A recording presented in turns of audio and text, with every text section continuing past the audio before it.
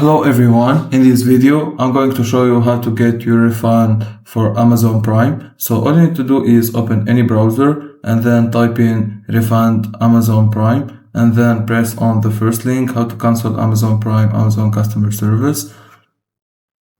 So now you can see cancel your Amazon Prime membership. To cancel Amazon Prime, visit cancel and follow the prompts, or you just can press on this button and it will take you to the cancellation page, and then you can contact customer service through the customer service homepage if you aren't able to cancel your membership or something, and then you can select help with something else, then select Prime.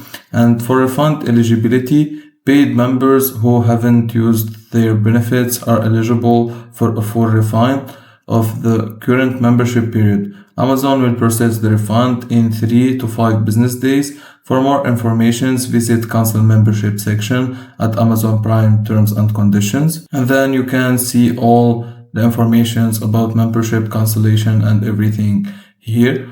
I'm going to show you how to contact customer support. So you press on this link, customer service homepage, and then press on Prime. And then you can see cancel Prime membership.